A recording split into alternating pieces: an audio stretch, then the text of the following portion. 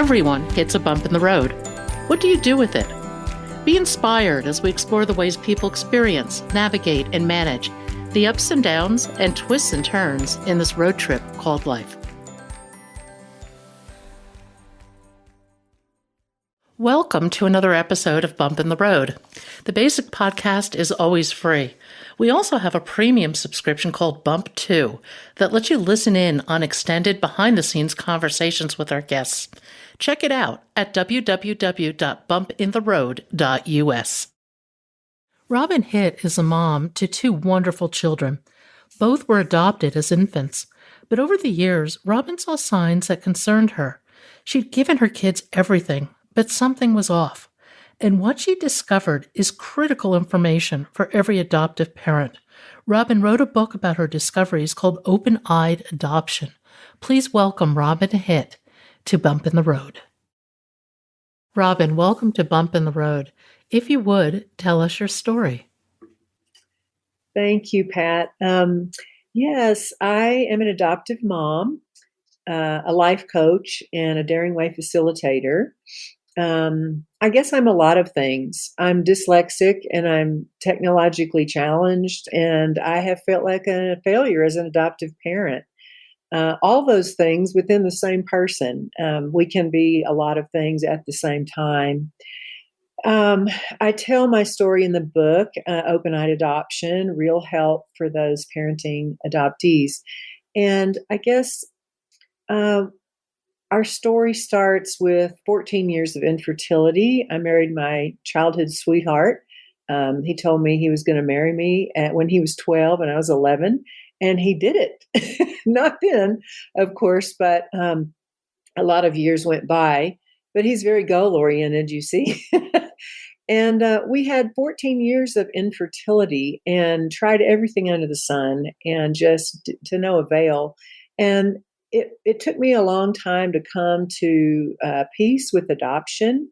I thought, I can't love somebody else's kid. And, I had all these weird hang-ups that I don't even know where they came from, probably from messages growing up. I don't know. But I went on a mission trip as an RN, helping with in a surgical boat in Dominican Republic. And I was really grappling with, being angry at God for not giving me what I wanted. And this psychologist flew in and told, had a message for people just like me who are angry. And I realized, man, I'm angry. Where did that come from? So I went on board. I left the meeting after it was over, and I was just kind of contemplating my thoughts about adoption and infertility and how did I get here. And this gal sat down right beside me and just sort of struck up a conversation. There were probably, I can't remember how many people on board, hundreds of people on board. And she sat right down beside me and started talking about adoption. And I thought, that's weird. And so through the course of conversation, I was telling her why I could not adopt. I couldn't love someone else's kid and all this stuff. And she said, that's ridiculous. You hold these babies every day. In the surgical ward, you're holding children, other people's children. You don't love them. And I said, well, yeah. And so anyway, she gave me a lot to think about. The next day I went to my shift and I held this little brown boy with a tube hanging out his nose, and he was speaking only Spanish and I was speaking only English. And it just hit me. I could take you home in a New York minute and love you till the day I die. And I don't know. It was like this, light from heaven that showed me that's a ridiculous argument. And yes, you could love someone else's child. And so what happened is through the course of, another probably year, not even 6 months or so went by, and trying to think of the timeline, but anyway, 4 to 6 months anyway. And we were holding our brand new baby girl. We adopted her 2 days old. And I could not believe the flood of love I had for this baby. I mean, there was no difference at all. I couldn't even imagine that she would have come from someone else's body, because I was so maternal, and I just she was mine, and I discounted at the time the whole adoption triad, that there was a birth mom out there that was hurting. Didn't see that at the time. I was just starry eyed and didn't know what I didn't know. So 3 years later, we adopted another baby girl at 5 days old, and same thing, just loved her to pieces, still do. Um, and we just, took them home and raised them like as if I had given birth. I didn't ever think of them or introduce them as our adopted children. That was far from my heart and mind. I just wouldn't have ever thought to do that. They were just every bit ours. I got to influence them. I homeschooled them till 8th grade.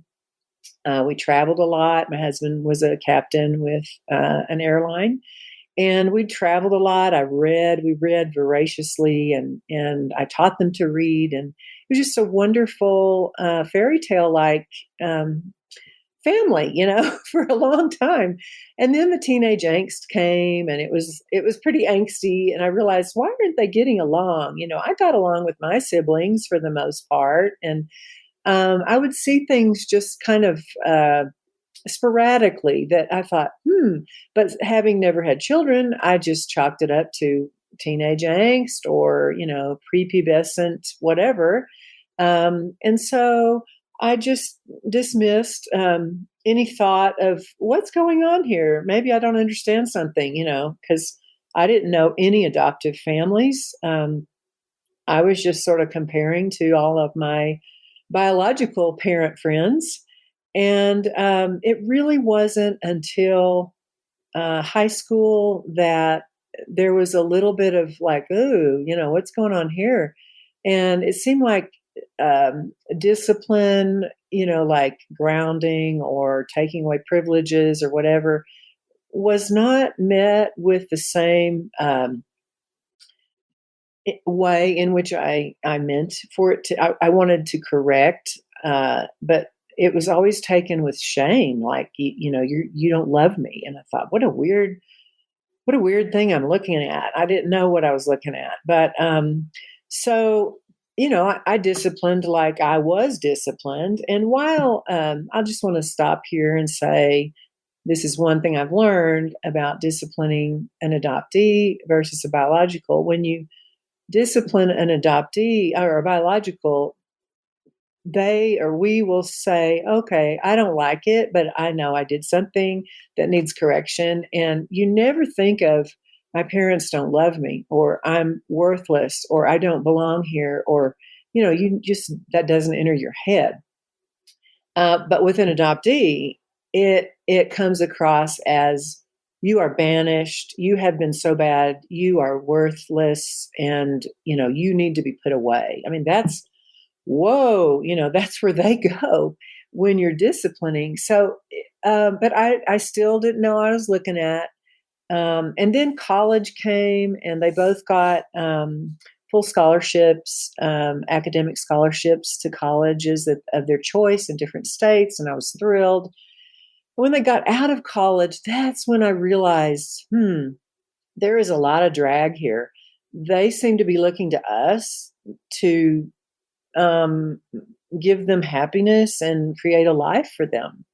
And I was bumfuzzled, by the whole idea. I thought, okay, by now, they went for the majors they wanted, and they graduated, and yay, one double majored, and I mean, I just thought it would take, go the usual way. You go to college, you might meet someone, you might not, but you'd have a career, a husband, maybe kids, I mean, it would come in quick succession. That was an expectation I had. Again, I think without thinking about it, I think that's what I was seeing. So there was finally kind of we were all living together under the same roof after they graduated college. It did not go well. We were trying to afford them a little time to figure things out, and I realized this isn't helping anybody, and we weren't really tracking. Communication was not good, and one of them had a horrible breakup with a guy that we were thrilled that it broke off, but it left her just in a bad place. And so it kind of hit me one day. We were at the movies trying to kind of make ourselves feel better. Entertainment kind of does that. It lifts you from where you are to some thinking about other things. So we were there, and in the lobby, one of them says, "My birth mom got a hold of me on Facebook, and I don't know what I'm going to do about it yet, but I thought that was neat." And I was just like, what? Never had there been a discussion about birth moms or the need to get in touch with them or that there was a hole in their soul or anything at all. It was just like, who's this? What in the world? And it was, I guess, the first time when all of these little things that I had noticed through the growing up years sort of all became this cataclysmic waterfall of emotion in me. And I was just kind of stunned. I remember going into the movie and seeing the mouths of the characters on screen moving, but I couldn't tell you to this day what the movie was about. And after we got home, I went into the car in the garage after everybody kind of went to their rooms, and I just bawled. I mean, I came apart and sobbed loud and deep and wondered what in the world is going on? What have I missed? And so I called a friend who I hadn't talked to in 20 something years. We adopted at the same time. This was the first adoptive mom I had even knew or thought to call. And so who had, adopted a lot of kids, a lot more than me, but I mean, we did it at the same time. So I thought, well, she's probably had history and I should check out her story. And she's probably done it way better than me. And, but I'm going to call and just eat humble pie and learn from her. Well, I got a hold of her. And she said, "Oh, we need to talk." And we started meeting often, like about once a month. And I mean, every time there were so many stories. And for the first time, I had a lot of friends, a lot of parent friends biological parent friends. But for the first time, I felt validated and heard in my parenting because here was another adoptive mom telling her story and the struggles they had had. And all of a sudden, I said, "You know what? We should write a book." And she goes, "Why don't you write a book?"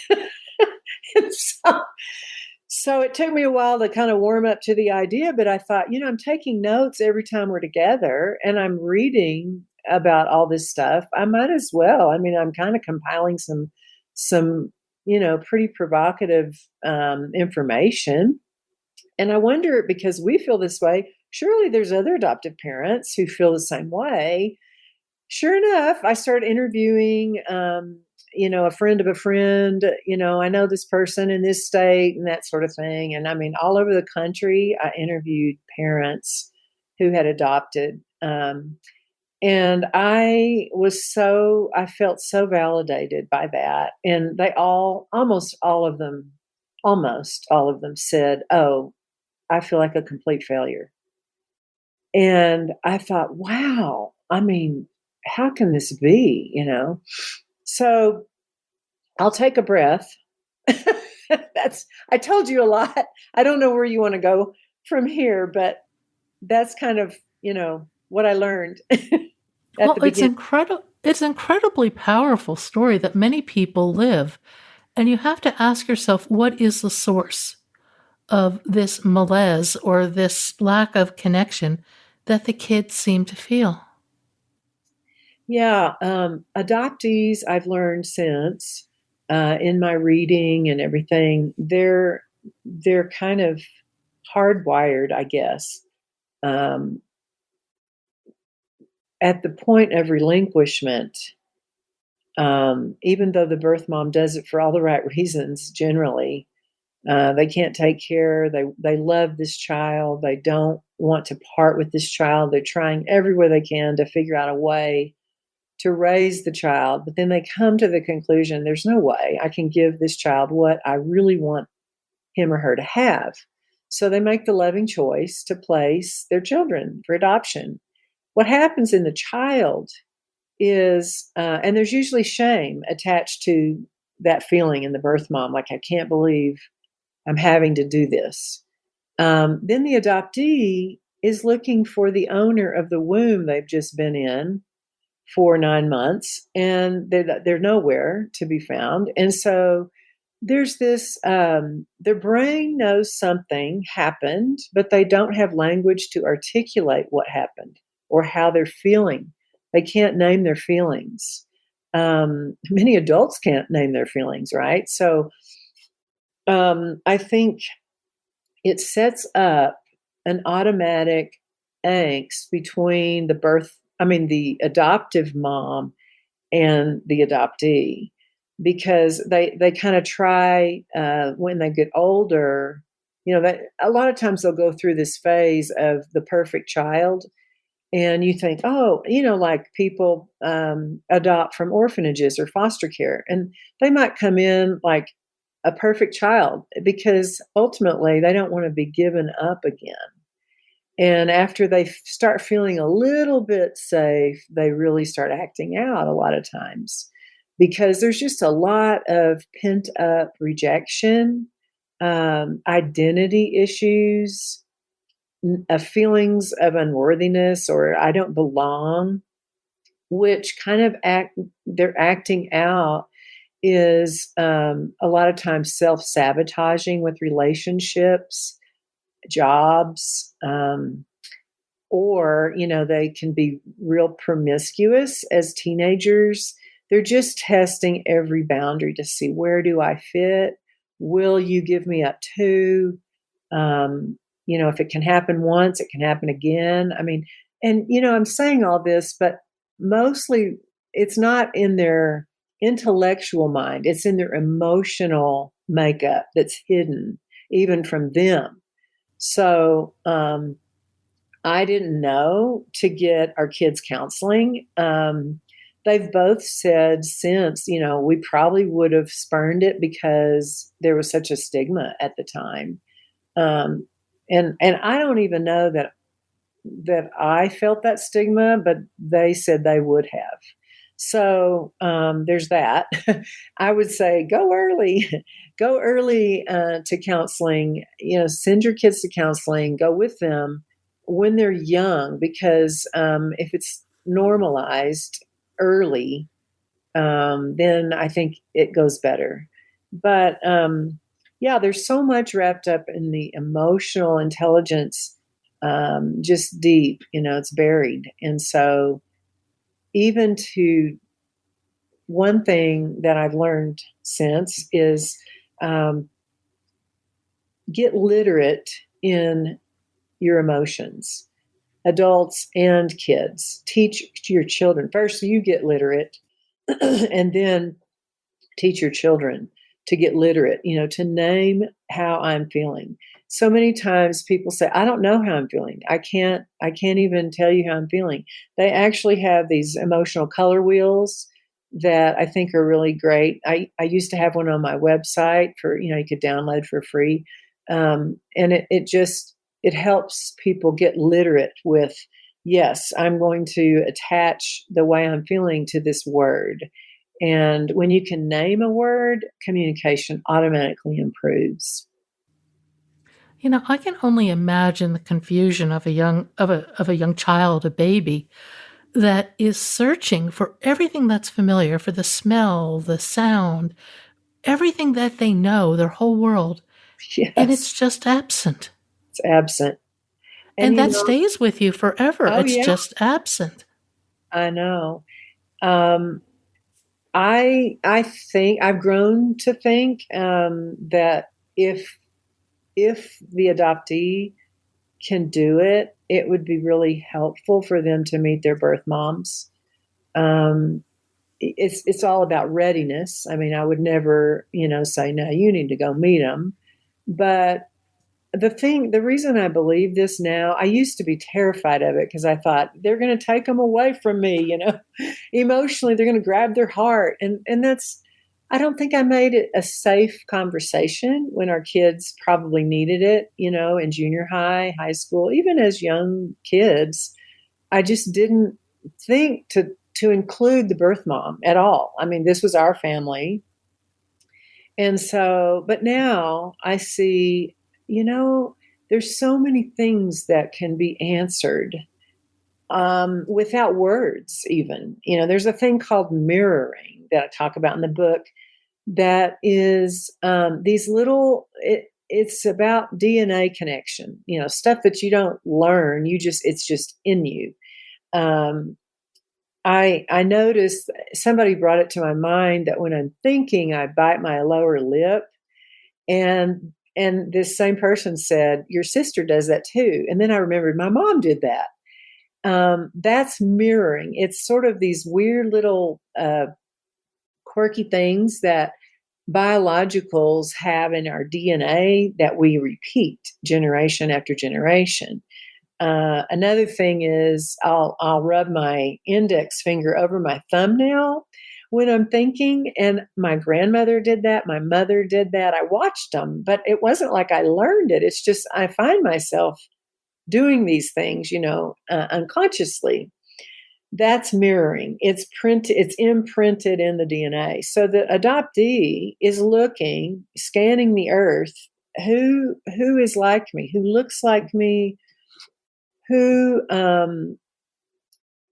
I mean, there's so many things we don't have to say to our biological siblings or parents or family that we just get. We just get without using words because we're like that too. Well, the adoptee is looking for that, and when they meet their biological family, bam, it's there in front of them for the first time. They're like, oh, and it's not even like you can explain the oh, but it's just that deep knowing, that deep, I get you. I get what you're doing, without words. So I think that's healing when adoptees, even if they're old, even if they're in their 50s or 60s or 70s, and they meet their birth family for the first time, any member, cousin, sibling, parent, if they're still alive, there is so many answers that come for them, so many gaps closed. I know this because I've interviewed these adoptees that are like between 40 and 70, and they tell me, wow, I just didn't even know I needed it, So there is something about it. That's fascinating. Did both of your children meet their birth mothers? No, they have chosen not to yet. And again, when I was first learning about, it would help you so much, I probably encouraged them maybe to do it. And then I said, wait, that's not my place. It's all about readiness. I can tell you from where I'm standing now, I think it would help you in ways you don't know, that you can't imagine. But having said that, it's all about readiness. And a lot of times the adoptee will say, the reason I don't want to meet them is because I'm afraid they're going to require more than I can give. And I'm just trying to figure out my life. I can barely keep up with, what I have to keep up with. And if I had another thing on me, and this is usually, 20s and 30s adoptees say that. And I think maybe life settles down a bit in their 40s. And then, they might kind of venture out and think, yeah, I think I'd like to meet now, but anyway, that's so far, no, but I think one day, hopefully they will. I think it'll answer a lot of questions. What did your kids say about the book? I was really nervous about, about even telling them, what I was up to because we all live in different states and we don't see each other, real often. We do talk, but I thought, boy, I've got to tell them. I don't want to just, they go to a bookstore someday and pick it up and go, my mom wrote this. So, they without reading it, they said, "Way to go, mom, proud of you," and I said, "Yeah, but thank you, but you really need to read it because I want you to know, I- before it's published." And so I gave them the manuscript, and so far, neither of them have commented on it at all.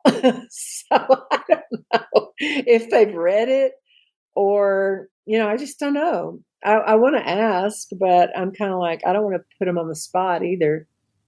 But when it was, printed, I gave them both a copy, and still I haven't heard anything. I'll have to get back with you on that. I would be very curious to know what they say. I would not Me be too. surprised if they were just stunned because you probably articulated something that they had an emotional, intuitive knowing about, but they themselves could not understand or articulate. I can answer that now because I kind of forced the issue. Like, you don't have to read the whole book, but here's what I want you to know. I had a meeting with each one of them separately, and I spoke to them the things that applied to them about their specific situations, where they came from, their origin, and all that. And and they basically said, "Wow, that would have been good to know." And I said, "Right?" I said, "I came as quick as I could." And after I learned it, because I felt like it would help you, like you said, Pat, articulate, like validate what you've been feeling. And because it's in you, but it's been hard to articulate. All this happens at birth when you don't have language. Something happened. I tell about in the book too, where we used to get packages from their birth moms periodically, birthdays, Christmas, and just periodically through the year. They would always go through the agency, so there wasn't,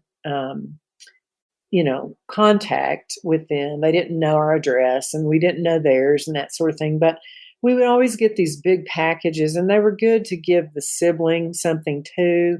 So when the packages would come, I would be kind of like, what am I going to say? Who is this from? And the agency said, just say, this came from the lady who you grew in her tummy. Terrible English, but that's what they said. So I said, okay. So I like verbatim, this came from the lady who you grew in her tummy. And what was shocking about that to me is they were like, oh, didn't ask anything. It was like they knew deep inside I grew in someone else's tummy. And I would, we told them they were adopted from as little, as early as infants. We would talk about, I'm so glad that God gave you us and us, you, and, you came from somebody else's tummy. But as infants, you're just kind of wondering, what are they getting, but I'm hoping they're getting that they're unconditionally loved. And we told them that about every day, we love you, we love you. So, but it was weird to me. That was kind of one of those things that you go, huh, I don't even know what to say with this. They seem to understand, oh, this is from that lady. So, How would you do that differently in retrospect or prospectively for other adoptive parents? How would you go about approaching this? Because this is a monumental subconscious issue. yeah, I think, the thing I would have done differently, I mean, there's probably a lot that I should have done differently, but the thing that that I would definitely, there's probably two things that I would do. I would have talked more openly periodically about their birth moms.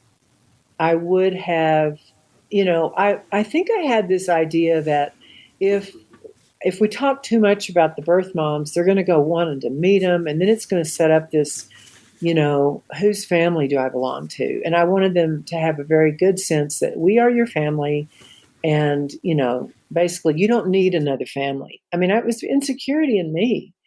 I didn't understand it.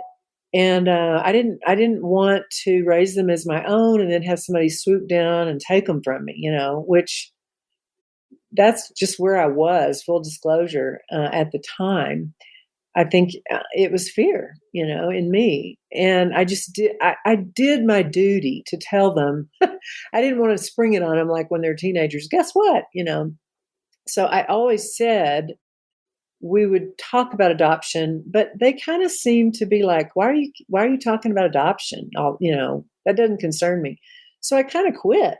But I think I would have brought it to their mind through books. I didn't even know that there were books written to children about adoption. Somebody gave us one once. And I was like, oh, that's sweet. And it was a children's book, but it was, I don't know, we didn't read it a whole lot. I didn't know that there were other books out there like that. I would have, because reading was a big paramount part of our life. We read every day and every night. And so I would have I introduced adoption, but I think I would have made it a safe conversation for them to have without the fear. Take the fear out. I can say that now with perspective, but at the time, it was very threatening to me. Another thing I would have done differently is I would have gotten them counseling, just knowing what I know now, that every adoptee has trauma. I didn't know that. I thought, what trauma? You have a charmed life, kid. You don't have any need to complain. You should be grateful. Well, that is laughable now. But at the time, that's where I was. And so, how can we expect gratitude when they had no choice in it? Okay, you're my parent. Okay, I'm hungry, so okay, yeah, I need to eat. Um, and you're telling me that you're my mom, but I actually know that's not true. So you must not be able. I can't trust you because what you're saying is a lie, and I know it. But see, all that is internal, invisible to me as the adoptive mom, and they can't articulate it. They just know what they feel. So yes, all adoptees have trauma, and so I would have just had them in counseling early, probably, I don't know what the magic age, maybe 9, I don't know. But I think I would have normalized that whole thing, knowing that they need to talk to somebody. They need to feel safe, that they're not going to hurt the adoptive mom by telling how they feel. And I think those two things would have made a big difference in them, in their lives. That's so interesting because it goes back to a point you brought up earlier, which is emotional literacy, which is something I think most of us fail abysmally at. Oh, yeah. Brene Brown wrote a book, Atlas of the Heart. I would highly recommend that. She talks all about emotional literacy. How can we become more emotionally literate for ourselves and our spouses and our kids? Well, get the book. Atlas of the Heart is great, and I'm plugging her book because I got a lot out of it myself. She goes through tons of emotions and explains each one, and that's always very good. I think for kids, get a color wheel of emotion. You can get them online and put them up in the kitchen somewhere prominent and talk about emotions often. I'm feeling mad. Well, mad, sad, glad, we all know. But, I'm feeling conflicted or confused or frustrated or, those things are they might be looked at as, oh, that's a hard one. I don't want to deal with that. So we don't go there. So so all of a sudden you're setting up this, no, those subjects are taboo here because we can't handle that. And that's so wrong. I mean, I would hope to make our homes safe for any emotion, because all emotions are human. And this is something that we all share, common humanity. If we make certain emotions taboo, then that shuts down a whole lot of us. And then we get to, communicate on this very elementary level, mad, sad, glad, But the more we know and learn about emotion and how, and to communicate that in a safe environment, the communication goes through the roof. So I would probably start there as, first the parent must start. But the parent can learn right along with the child. We don't have to be perfect before we adopt or have children. It's okay to learn right alongside, but just make it safe. That's what I would say. Just whatever emotion you're feeling, let's talk about it. It's okay. Even if you're angry at me, let's talk about it. And so many times, when we make it safe, it's very disarming and comfortable to, come together. Even kind of like disciplining, we talk about time out, well, you're banished to your room. Well, how about a time in where you have them sit close to you and, yeah, they've just done something that's, punishable by spanking or whatever. I don't know. But how about a time in and hold them close? And after a few minutes of silence with your arm around them, maybe they'll feel like they can approach you with the real deal. Usually, behavior is just an outcropping of what's going on in the heart. So many times as parents, we try to correct the behavior, but really, if we go after the heart, the behavior is going to follow. So if we make it safe, it's all about, raising an adoptee is all about building trust and forming attachment. And so if we think less about behavior and make it safe for the kids to, tell you what's going on. I wish I could do that over, let me tell you. I was a lot about big behavior, but that's something I've learned. Hopefully it'll help someone. I hope so. I often ask people if they could rewrite their story, would they? But I'm not going to ask you that. I'm going to ask you something much more difficult. Uh-oh. If your kids could rewrite their story, what do you think they would say?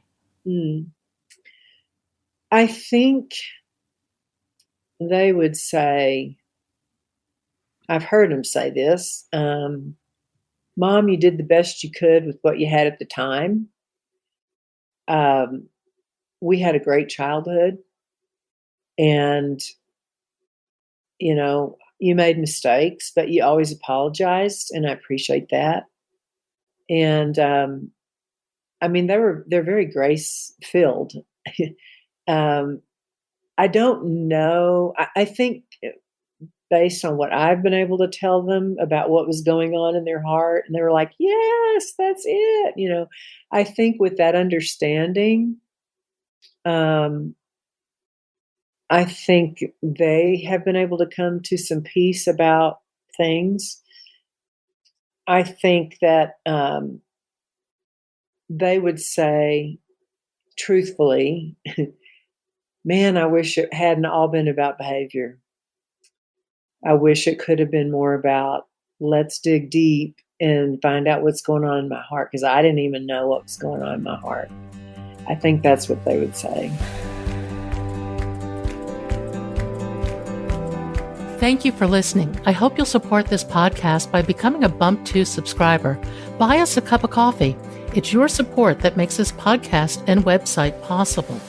I hope you found something in today's podcast that inspires you along your own life's path, because sometimes a bump in the road is actually a portal into a more conscious and meaningful life.